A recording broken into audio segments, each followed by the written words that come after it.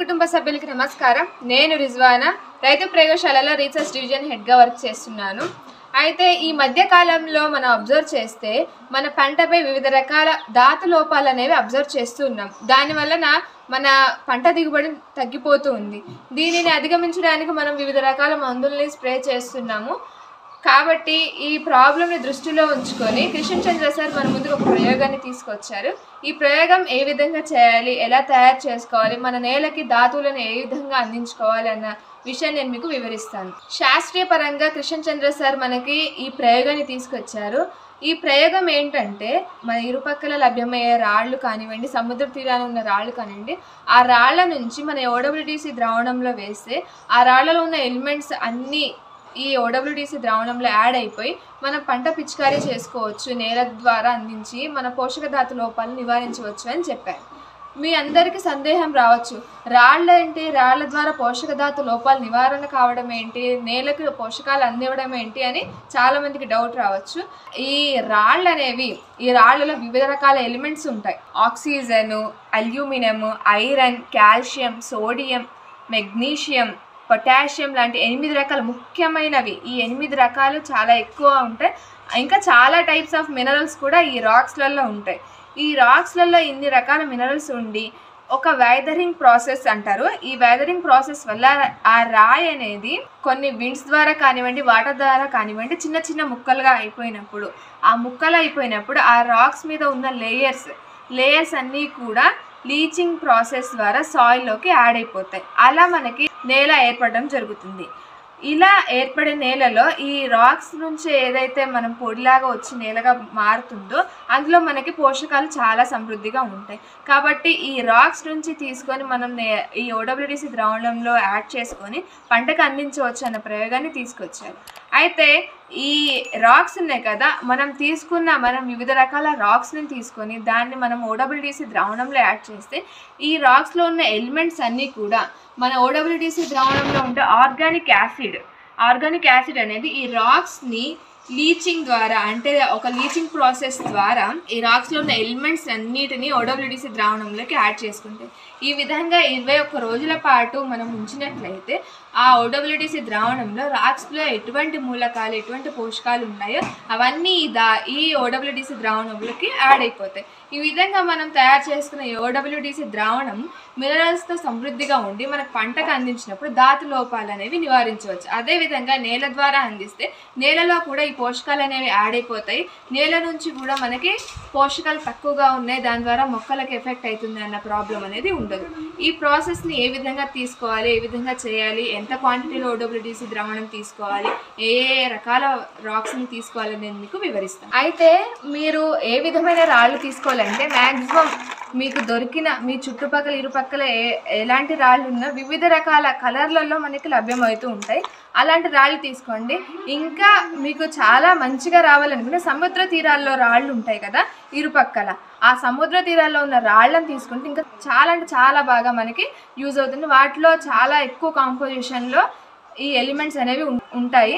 అలా మీకు అవైలబుల్ ఉండి సముద్ర తీరాల్లో మీరు తీసుకోగలరు అనుకుంటే అలాగైనా తీసుకోండి. లేదు అంటే మీ పంట చుట్టూ, మీ ఏరియాలో, మీ ప్రాంతంలో ఎటువంటి రకాల రాళ్ళు మీకు లభ్యమవుతాయో అన్ని రకాల రాళ్లను మీరు తీసుకొని మన OWDC ద్రావణంలో వేసుకోవచ్చు. మా రైతు ప్రయోగశాలకి ఇరుపక్కల మా ఈ గ్రామంలో ఈ విధమైన రాళ్ళు మాకు దొరికాయండి. ఇదిగోండి, మీ అందరికీ తెలిసినది పాలరాళ్ళని. ఈ పాలరాళ్ళని మేము ఈ విధంగా ముక్కలుగా చేసుకొని పెట్టుకున్నాము. ఇలా ఇన్ని రకాల రాళ్ళని మేము తీసుకున్నాము. ఇది ఎంత క్వాంటిటీలో అయినా మీరు తీసుకోండి, కానీ మేము 1 కేజీ 2 కేజీలు అలా ఒక్కొక్కటి ఈ విధంగా తీసుకున్నాము. కొన్ని 1 కేజీ ఉన్నాయి, కొన్ని 2 కేజీలు ఉన్నాయి.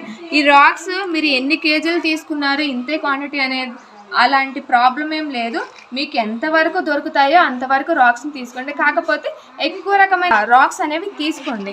అలా ఎక్కువ రకాల రాక్స్లలో అన్ని రకాలవి ఒక్కొక్క రకంలో ఒక్కొక్క కంపోజిషన్ ఎక్కువ ఉంటుంది కాబట్టి అన్ని రకాల రాక్స్లని తీసుకుంటే అన్నీ మనకి సమృద్ధిగా మనకి ఈ OWDC ద్రావణంలో మినరల్స్ అనేవి యాడ్ అవుతూ ఉంటాయి. ముఖ్యంగా రెడ్ కలర్ మీరు చాలామంది చూస్తుంటారు, గ్రానైట్ రాళ్ళు, ఎర్రవి, నల్లవి, ఇలా వైట్వి, ఇలా వివిధ రకాల రాళ్ళు ఏ విధమైన కలర్లు కనిపిస్తాయి మీకు అలాంటి అన్ని రకాల రాళ్ళని మీరు తీసుకోండి. తీసుకున్న రాక్స్ని ఈ విధంగా ముక్కలుగా పీసెస్గా చేసుకోవాలి. ఈ పీసెస్గా చేసుకున్న దాన్ని మనం 100 లీటర్ల OWDC ద్రావణంలో వేసుకొని ఒక 21 రోజుల పాటు ఫెర్మెంట్కి పెట్టుకోవాలి. ఏ విధంగా చేస్తాను నేను మీకు వివరిస్తాను. చూడండి, నేను 50 లీటర్ల OWDC ద్రావణాన్ని నేను తీసుకుంటున్నాను. 12వ తారీఖున ఫెర్మెంట్కి పెట్టాను. ఇవాళకి ఇది 13 రోజులు అయిపోయింది. ఈ OWDC ద్రావణం ఫెర్మెంట్కి పెట్టి ఈ 13 రోజులకు తయారైన ఈ OWDC ద్రావణం నేను యూజ్ చేసుకుంటాను. రైతులు ముఖ్యంగా గమనించాల్సింది ఏంటంటే, మన ఈ OWDC ద్రావణం ఏ ట్యాంకులలో అయితే పెట్టుకుంటామో ఆ ట్యాంక్కి ముఖ్యంగా ఈ విధంగా ట్యాప్ అనేది ఫిక్స్ చేసుకొని ఉంచుకోవాలి. ఏదైతే మనం రాక్స్ కోసం తయారు చేసుకుంటున్నామో ఆ ట్యాంక్కి ఈ విధంగా మీరు ట్యాప్ పెట్టుకున్నట్లయితే మనం రాళ్ళని ఈ OWDC ద్రావణంలో వేసినప్పుడు ఆ వెదరింగ్ ప్రాసెస్ ద్వారా, లీచింగ్ ప్రాసెస్ ద్వారా మన రాక్స్లో ఉన్న ఎలిమెంట్స్ కాస్త చిన్న చిన్నగా ఈ OWDC ద్రావణంకి వెళ్ళిపోతాయి. ఈ విధంగా మన ఆ రాక్స్ని మళ్ళీ తీసేయకుండా ఇలా ఫిల్టర్ అయిపోయే మనకి ఈ ద్రావణం అనేది ఇటు తీసుకోవచ్చు. అలా మనం ఎప్పటికైనా ఆ రాక్స్ను మనం OWDC ద్రావణం చేసుకుంటూ ఈ మినరల్స్ ద్రావణాన్ని మనం తయారు చేసుకోవచ్చు. ఈ విధంగా మీరు ట్యాప్ను ఉన్న ట్యాంకులనే ప్రిఫర్ చేయండి. 13 రోజులకి తయారైన ఈ OWDC ద్రావణంలో ఈ విధంగా ఒక్కొక్క రకం రాళ్ళ నేను ఇందులో ఈ OWDC ద్రావణంలో వేస్తున్నాను. లేయర్ బై లేయర్ వేసుకోవాలండి.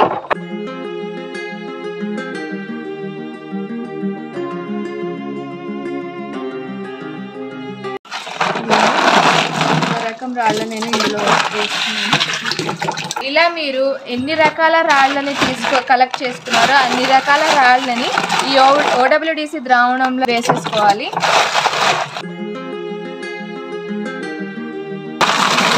రాళ్ళని కూడా ఈ OWDC ద్రావణంలో వేస్తున్నాను.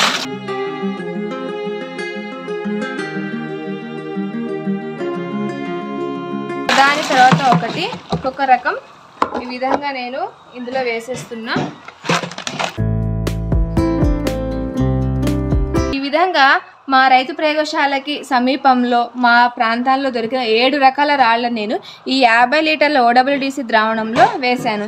ఇలా 21 రోజుల పాటు ఫెర్మెంట్కి పెట్టిన తర్వాత 21 రోజులకి మనం ద్రావణాన్ని తీసుకుంటే అందులో ఈ రాళ్లలో ఉన్న వివిధ రకాల ఎలిమెంట్స్, పోషకాలన్నీ కూడా ఈ ద్రావణంలోకి లీచింగ్ ప్రాసెస్ ద్వారా యాడ్ అయిపోతాయి. ఇలా తయారైన ద్రావణాన్ని మన పంటపై ఏ విధంగా చల్లుకోవాలి, నేలకు ఏ విధంగా అందించాలి అని నేను మీకు నెక్స్ట్ వీడియోలో వివరిస్తాను. రైతు కుటుంబ సభ్యులకు నమస్కారం.